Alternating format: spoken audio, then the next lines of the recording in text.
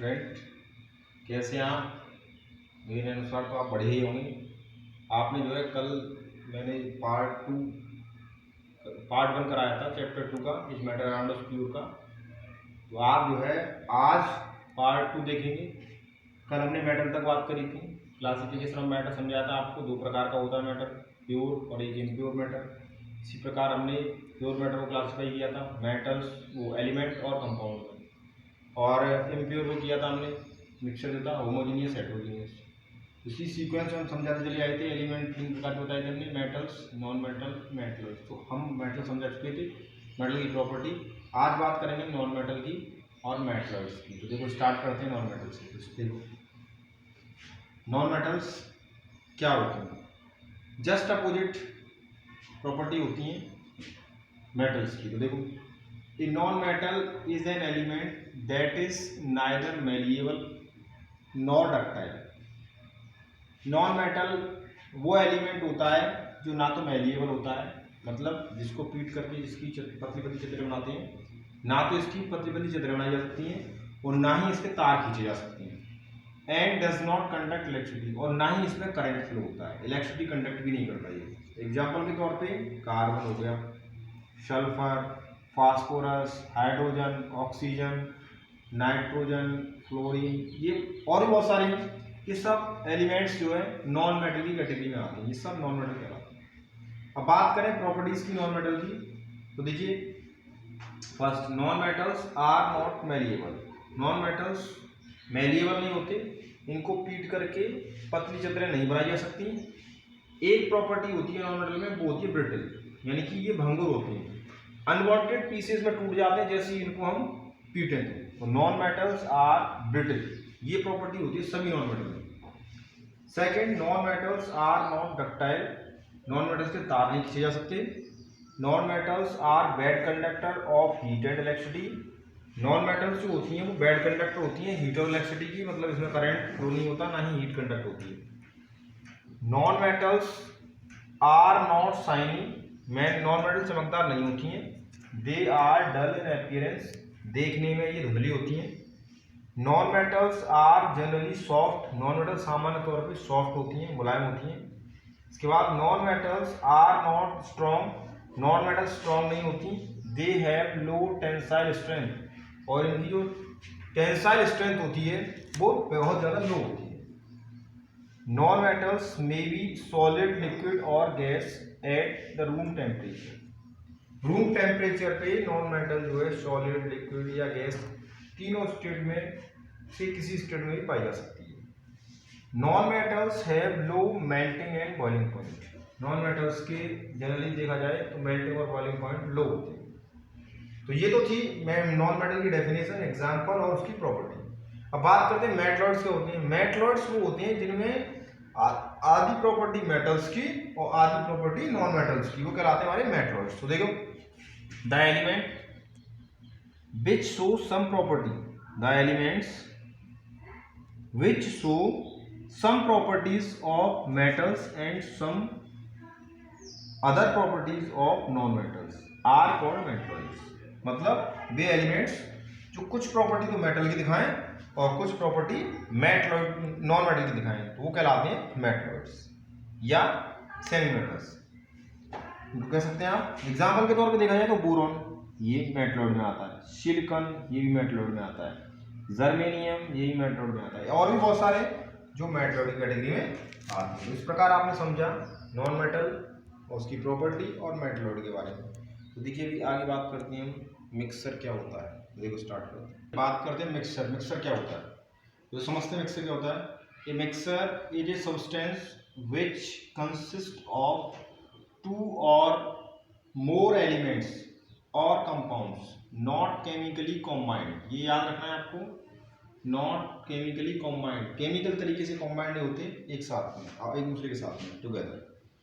तो जब 2 या 2 से अधिक सब्सटेंस आपस में मिलते हैं, कॉम्बाइन होते हैं, केमिकल तरीके से ही कॉम्बाइन होते हैं, नॉट केमिकली कॉम्बाइंड होते हैं, तो जो है जो भी सब्सटेंस बनके तैयार होता है वो मिक्सर कहलाता है। जैसे अगर आप एयर की बात करें, एयर अपने आप में एक मिक्सर है। एयर मिक्सर है जिसमें क्या क्या होता है, oxygen gas, nitrogen gas, argon gas, carbon dioxide gas और भी गैसेज इन्वॉल्व हो जाती हैं। तो ये कुछ गैसें होती हैं जो एयर में पाई जाती है। तो आपने समझा कि एयर एक मिक्सचर है जिसमें oxygen, nitrogen, argon, carbon dioxide, जो रिक्वायर्ड है, हमें ऑक्सीजन चाहिए उस एयर में से तो हमें ऑक्सीजन मिल जाती है। तो इसका मतलब ये केमिकली कॉम्बाइंड नहीं है। केमिकली कॉम्बाइंड हो तो हमें एयर ऑक्सीजन मिलती नहीं एयर में से, तो इसीलिए ये नॉट केमिकली कॉम्बाइंड होती हैं और इजीली सेपरेट हो जाती है। तो देखिए नोट में कुछ इंपोर्टेंट टॉपिक है इसमें। देखिए फर्स्ट है all the solutions are mixtures, जितने भी सॉल्यूशन हैं सब मिक्सर की कैटेगरी में आते हैं। Second, the various substances present in a mixture are known as constituent of the mixture. Constituent of the mixture ये शब्द बहुत ज्यादा पॉपुलर है, तो याद रखें आप कि कभी पूछ देता है what are the constituent of the mixture. तो जैसे कि हम एयर में देखें तो इसमें कौन कौन सी चीजें हैं, oxygen, nitrogen, argon, carbon dioxide, इन सब से मिलकर बन रहा है एयर। तो ये सब क्या है, कॉन्स्टिट्यूएंट पार्टिकल्स या कॉन्स्टिट्यूएंट हैं जो कि एयर बनाने में पूरा योगदान निभाते हैं। यानी एयर मिक्सर है, मिक्सर बनाने में पूरा अपना भूमिका निभा रहे हैं। तो ये सब कॉन्स्टिट्यूएंट पार्ट्स कहलाएंगे। तो क्लियर समझ में आया। अब बात करें टाइप्स ऑफ मिक्सर की, तो मिक्सर दो प्रकार के होते हैं। There are two types of mixers.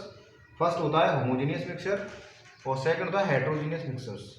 तो देखो होमोजेनियस मिक्सर क्या होते हैं ये समझते हैं। होमोजेनियस मिक्सर्स, देखो those mixtures in which the substances are completely mixed together and are indistinguishable from one another are called homogeneous mixture। मतलब वे मिक्सर्स जिनमें जो सब्सटेंस होते हैं वो कंप्लीटली मिक्स्ड हो जाते हैं, पूरी तरीके से मिल जाते हैं, अलग अलग नहीं देख पा सकते उनको आप, और एंड आर इनडिस्टिंग्विशेबल, और वो सेपरेट नहीं हो सकते, अलग नहीं हो सकते फ्रॉम वन अनदर, एक दूसरे से, वो कहलाते हैं हमारे होमोजेनियस मिक्सर। एग्जांपल के तौर पे देखें हम शुगर सॉल्यूशन, साल्ट सॉल्यूशन। आपने देखा शुगर का सॉल्यूशन चीनी को पानी मिलाएं तो आपको चीनी अलग और वाटर अलग ऐसा दिखता है, नहीं दिखता होगा, सब एक जैसा दिखता है। ऐसे नमक को पानी मिलाएं तो नमक कहीं नहीं दिखता है, सारा सॉल्यूशन एक जैसा दिखता है। इसी प्रकार copper sulphate solution, she water, she soda water, ये सब एग्जाम्पल हैं किसके, एक होमोजेनियस मिक्सर्स की। अब बात करेंगे हम हेटेरोजेनियस मिक्सर क्या होता है, के बारे में बात करते हैं। देखिए बात करते हैं हम हेटेरोजेनियस मिक्सर्स।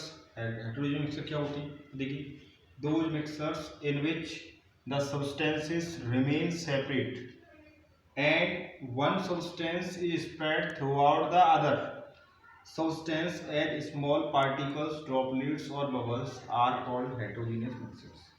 यानी वो मिक्सर्स जिनमें दो या दो से अधिक सब्सटेंस आपस में एक दूसरे से अलग होती हैं और एक सब्सटेंस दूसरे सब्सटेंस या दो अधिक सब्सटेंसों के ऊपर अपना प्रभुत्व जमा चुका होगा चारों तरफ, मतलब थ्रू आउट द स्प्रेड होता है, मतलब स्प्रेड होता है पूरे मिक्सर के ऊपर, वो कहलाता है हमारा हेटेरोजेनियस मिक्सर। चाहे तो पार्टिकल के रूप में स्प्रेड होगा, चाहे ड्रॉपलेट्स या बबल्स के रूप में। जैसे अगर पानी और मिट्टी दोनों का घोल बनाए तो आप देखें जब मिट्टी जो होती है नीचे बैठी रहती है, पानी चारों तरफ स्प्रेड होता है, तो इसमें एक सब्सटेंस वाटर है वो चारों तरफ स्प्रेड है, तो जबकि मिट्टी नीचे बैठी है। तो इस तरह के मिक्सर कहलाते हैं हेटेरोजेनियस मिक्सर।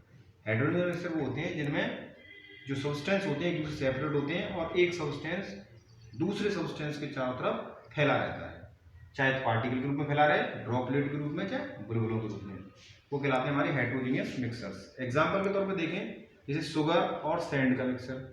अगर मिट्टी में चीनी मिला दी जाए तो क्लियर दिखेगी, चीनी अलग दिखेगी और मिट्टी अलग दिखेगी, तो ये भी एक हेटेरोजेनियस मिक्सर है।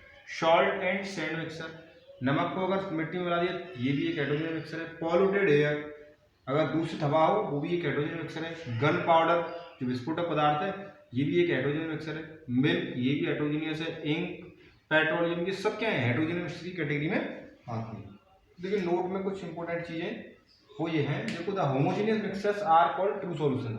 होमोजेनियस मिक्सर जो होते हैं वो ट्रू सॉल्यूशन कहलाते हैं, याद रखना है आपको ज़्यादातर। होमोजेनियस मिक्सर जो होते हैं वो ट्रू सॉल्यूशन कहलाते हैं, और जबकि हेटेरोजेनियस मिक्सर्स जो होते हैं वो कोलोइडल सॉल्यूशन और सस्पेंशन की कैटेगरी में, यानी हेटेरोजेनियस मिक्सर जो होते हैं वो कोलोइडल सॉल्यूशन और सस्पेंशन बनाते हैं।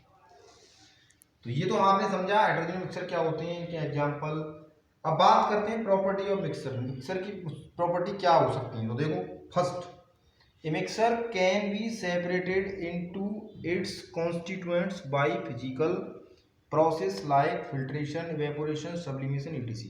आप जो है किसी भी मिक्सचर को अलग कर सकते हो, उसके कॉन्स्टिट्यूएंट को अलग कर सकते हो फिजिकली, किसी प्रोसेस द्वारा, फिल्ट्रेशन के द्वारा, इवेपोरेशन, सब्लिमेशन, कोई भी प्रोसेस यूज करके आप जो है मिक्सर के कॉन्स्टिट्यूएंट को अलग कर सकते हैं। Second, A mixer shows the properties of all the constituent present in it. एक मिक्सर जो होगा वो उसके अंदर इन्वॉल्व जितने भी कॉन्स्टिट्यूएंट है जो मिक्सर बना रहे हैं उन सब की प्रॉपर्टी शो करेगा। Third, the composition of A mixer in is various, the constituent can be present in any proportion by mass. देखिए जो मिक्सचर जो होता है उसका कंपोजिशन वेरिएबल होता है, फिक्स नहीं होता है, चेंज होता रहता है। उसमें कॉन्स्टिट्यूएंट पर डिपेंड करता है वो कितने प्रपोर्शन में है। जैसे चीनी आपने 1 kg में आपने 250 ग्राम चीनी डाली तो आप इसको चेंज भी कर सकते हो, 100 ग्राम भी ला सकते हो और 500 ग्राम भी ले जा सकते हो। तो प्रपोर्शन चेंज होता रहता है मिक्सर के अंदर। इसी प्रकार बात करें fourth, energy is usually neither given out nor absorb in the preparation of A mixer. Mixer जब बनाया जाता है ना तो एनर्जी दी जाती है और ना ही हमें एनर्जी प्राप्त होती है। याद रखें आप, मिक्सर बनाते समय ना तो एनर्जी हम देते हैं और ना ही एनर्जी हमें प्राप्त होती है। लास्ट है हमारा, a mixture does not have a definite MP and BP, यानी एक मिक्सर का कोई डेफिनेट मेल्टिंग और बॉइलिंग पॉइंट नहीं होता है। तो ये तो प्रॉपर्टी थी मिक्सर की। तो आज की वीडियो हम जो है यही समाप्त करेंगे।